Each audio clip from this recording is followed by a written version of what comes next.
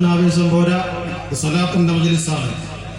അഷ്റഫുൽ ഖൽഖ് മുഹമ്മദ് മുസ്തഫ സല്ലല്ലാഹു അലൈഹി വസല്ലമ തങ്ങളുടെ നാമധേയത്തിൽ ചൊല്ലപ്പെടുന്ന പവിത്രമായ സ്വലാത്തുൽ ഫാത്തിഹയുണ്ട്. ഈ പുണ്യമായ സ്വലാത്തിന്റെ മജ്‌ലിസിൽ സാധാരണ നിലയിൽ നമ്മൾ ഒരു ഭംഗിക്കായി പറയുന്നൊരു വാക്കുണ്ട്. ആയിരക്കണക്കിന് ആളുകൾ പങ്കെടുത്ത സദസ്സ്, 10,000-കണക്കിന് ആളുകൾ പങ്കെടുത്ത സദസ്സ് എന്ന് ഏത് സദസ്സിന്റെയും ഭംഗിക്ക് വേണ്ടി നാം പറയുന്ന പരിചയപ്പെടുത്തുന്ന ഒരു വാക്കാണെങ്കിൽ ഇത് 10,000-ആണോ 1,00,000-ആണോ എന്ന് കൃത്യമായി തിട്ടപ്പെടുത്താൻ കഴിയാത്ത നിലയിൽ നേരത്തെ ആമുഖ പ്രഭാഷകനായ പ്രിയപ്പെട്ട പണ്ഡിത സുഹൃത്ത് ഫൈസി ഇവിടെ ഉദ്ധരിച്ചതുപോലെ ആക്ഷേപിക്കുന്നവരും മാർനിന്ന് കുരയ്ക്കുന്നവരും കൊഞ്ഞനം കുത്തുന്നവരും ഒരു ദിവസമെങ്കിലും ഈ സ്വലാത്തിന്റെ മജ്‌ലിസിലേക്ക് വന്നടഞ്ഞിട്ട് ഈ ആരവങ്ങളോട്, ഈ പുരുഷാരവങ്ങളും ഈ മനുഷ്യാരവങ്ങളും ഇവിടെ വന്നടഞ്ഞ് ലോകത്തിന്റെ നായകന്റെ സ്വലാത്തിന്റെ പ്രകീർത്തിക്കപ്പെടുന്ന സുന്ദരമായ സദസ്സിൽ പുണ്യ ഹബീബിന്റെ സ്വലാത്തിന്റെ സദസ്സിനെ സംഘടിപ്പിക്കാൻ കഴിഞ്ഞു എന്നുള്ള ചാരിതാർത്ഥ്യ ബോധ്യത്തെ ഒരു പ്രിയ മനീഷയുടെ ജീവിതയാത്രക്കിടയിൽ നിന്ന് സമ്മാനിക്കാൻ കഴിയപ്പെടുമ്പോ വെല്ലുവിളിക്കുന്നവര് തിരിച്ചും മറിച്ച് വെല്ലുവിളിക്കുകയാണ്. ജീവിതത്തിൽ മാസത്തിൽ ഒരിക്കൽ പോയിട്ട്, വർഷത്തിൽ ഒരിക്കൽ പോയിട്ട്, ആയുസ്സിൽ ഒരിക്കലെങ്കിലും ഇതിന്റെ പകുതി ജനങ്ങളെ പുണ്യപ്രവാചകന്റെ സ്വലാത്തിന്റെ പേരിൽ അണിനിരത്താൻ കഴിയുമോ എന്ന് നഗ്ന നേത്രങ്ങൾ കൊണ്ട് കണ്ടുപോയ ഈ ജനസാഗരത്തെ സാക്ഷ്യപ്പെടുത്തി ചോദിക്കാൻ ഒരു ആവേശത്തിന്റെ വാചകങ്ങൾ കടന്നു വരികയാണ്. ഒരുപാട് പ്രഭാഷണ സദസ്സുകളും ഒരുപാട് ദുആ സദസ്സുകൾക്കും ഒക്കെ നേതൃത്വം കൊടുക്കുമ്പോഴും ആ സദസ്സുകളിലൊക്കെ വാചാലമായി പുണ്യ ഹബീബിനെയും സ്വലാത്തിനെയും മദ്ഹിനെയും ഇഷ്കിനെയും ഹുബ്ബിനെയും കുറിച്ചൊക്കെ വാദോരാതെ പ്രഭാഷണം നടത്തുമ്പോഴും ഇത്രയും ജനനിബിഡമായ പ്രൗഢമായ ഒരു സദസ്സിനെ സാക്ഷ്യം വഹിക്കാൻ കഴിഞ്ഞിട്ടില്ല എന്ന് 1000 വട്ടം തലകുലുക്കി സമ്മതിക്കുമ്പോഴാണ് ബഹുമാനപ്പെട്ട സയ്യിദ് അവർകൾ നൂറെ ഹബീബ് എന്ന് പറയപ്പെടുന്ന ഒരു മജ്‌ലിസിലൂടെ ഇത്രയും ജനങ്ങളെ ഒരു കുടക്കീഴിൽ ഒരുമിപ്പിക്കാൻ കഴിഞ്ഞുവെങ്കിൽ അദ്ദേഹം ഒരു സാധാരണ മനുഷ്യനാണോ? ഇനി സാധാരണ മനുഷ്യനാണെങ്കിൽ തന്നെ അദ്ദേഹത്തിന്റെ ആ സ്വലാത്തിന്റെ പവർ എന്താണ് എന്ന് നാം അത്ഭുതത്തോടെ വീക്ഷിക്കേണ്ടിയിരിക്കുന്നു. എനിക്ക് അനുവദിച്ച സമയം 5 മിനിറ്റാണ്. 5 മണിക്കൂർ എന്നെ എനിക്ക് അനുവദിച്ചിരുന്നെങ്കിൽ പോലും ഈ മജ്‌ലിസിനെ കുറിച്ചും സയ്യിദിനെ കുറിച്ചും ഈ മജ്‌ലിസിന്റെ പവിത്രതയെ കുറിച്ചും ഒക്കെ സംസാരിക്കുമായിരുന്നു. എന്തായിരുന്നാലും എന്റെ വാക്കുകൾ ചുരുക്കുന്നു.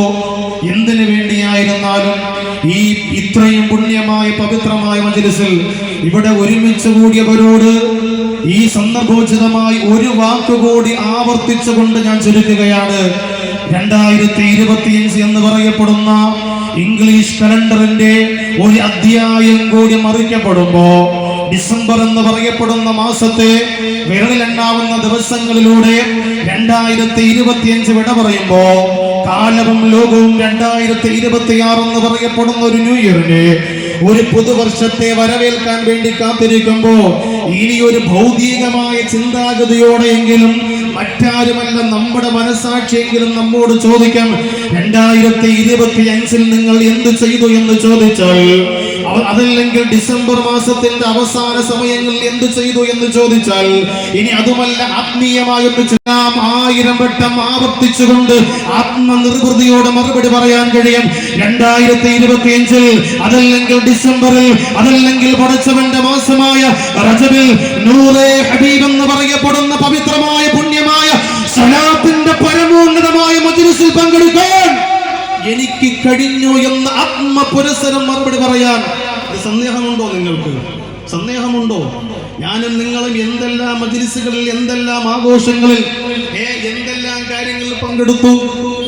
കല്യാണങ്ങൾ, ആർഭാടങ്ങൾ, അനാവശ്യങ്ങൾ, ആഘോഷങ്ങൾ, രാഷ്ട്രീയപരമായ, സംഘടനാപരമായ, ഭൗതികപരമായ, മതപരമായ എന്തൊക്കെ കാര്യങ്ങൾ പങ്കെടുത്തു. പക്ഷേ ഇത്രയും പുണ്യമായ സ്വലാത്തിൽ പങ്കെടുക്കാൻ കഴിഞ്ഞു എന്നെങ്കിലും നമുക്ക് നമ്മുടെ മനസ്സിനെങ്കിലും പറഞ്ഞ് പ്രീതിപ്പെടുത്തി ഇനി വരാനിരിക്കുന്ന വർഷത്തിലേക്ക് ഈ സ്വലാത്തിന്റെ മജ്‌ലിസിന്റെ പവിത്രത കൊണ്ട് ഹൈറായി മുന്നേറാൻ അല്ലാഹു തആല തൗഫീഖ് നൽകട്ടെ. അള്ളാഹുവിന്റെ പരിശുദ്ധമായ ഒരു അനുഗ്രഹത്താൽ കഴിഞ്ഞ 13 വർഷക്കാലമായി തിരുവനന്തപുരം ജില്ലയിൽ വളരെ പ്രൗഢിയോടുകൂടി തലയെടുപ്പോടുകൂടി നിലനിൽക്കുന്ന സ്ഥാപനമാണ് ദാറുൽ ഇർഷാദ്.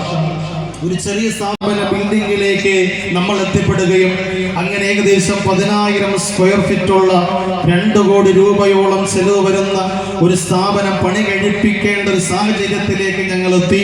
അൽഹംദുലില്ലാഹ് 1 കോടി രൂപ ചെലവഴിച്ച് 3 നിലകളിലായി അതിന്റെ സ്ട്രക്ചർ പൂർത്തിയായി.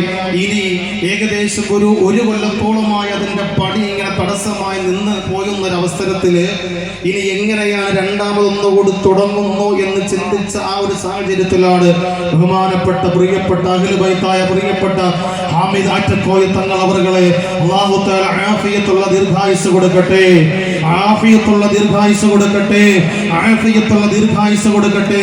മരണം വരെ ഇതുപോലെ ലക്ഷക്കണക്കിന് വരുന്ന ജനങ്ങൾക്ക് ജാതി മത ഭേദമന്യേ ശാരീരികമായ മാനസികമായ പൈശാചികമായ സകലമായ രോഗങ്ങളിൽ നിന്നും വിപത്തുകളിൽ നിന്നും ആപത്തുകളിൽ നിന്നും ഇടങ്ങേറുകളിൽ നിന്നും ബലാ മുസീബത്തുകളിൽ നിന്നും ഈ പുണ്യ മനുഷ്യന്റെ സ്വലാത്തുൽ ഫാത്തിഹിന്റെ മികവിലൂടെ ഖൈറും ബറക്കത്തും നേടാൻ അല്ലാഹു തആല അവസരം കൊടുക്കട്ടെ.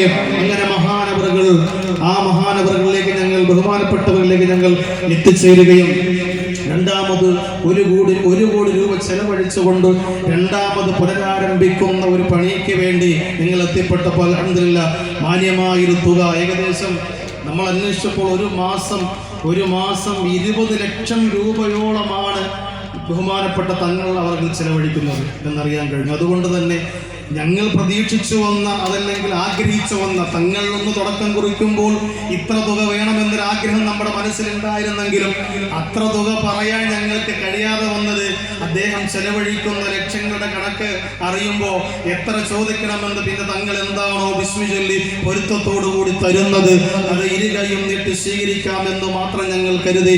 എന്തായിരുന്നാലും ബഹുമാനപ്പെട്ട ആ സയ്യിദ് തരുന്ന ആ ഒരു ഹദിയയിലൂടെ ഞങ്ങളുടെ ആ മുടങ്ങിക്കിടക്കുന്ന ബിൽഡിങ്ങിന്റെ പണി പുനരാരംഭിക്കുവാൻ വേണ്ടിയുള്ള പരിശ്രമവുമായിട്ടാണ് ഞങ്ങൾ ഇവിടെ എത്തപ്പെട്ടത്. അല്ലാഹു തആല ഞങ്ങളെ എല്ലാവരെയും അല്ലാഹു തആല സ്വീകരിക്കുമാറാകട്ടെ. വആഖിറു ദഅ്വാനാ അൽഹംദുലില്ലാഹി റബ്ബിൽ ആലമീൻ. അസ്സലാമു അലൈക്കും വറഹ്മത്തുള്ളാഹി തആല വബറകാതുഹു.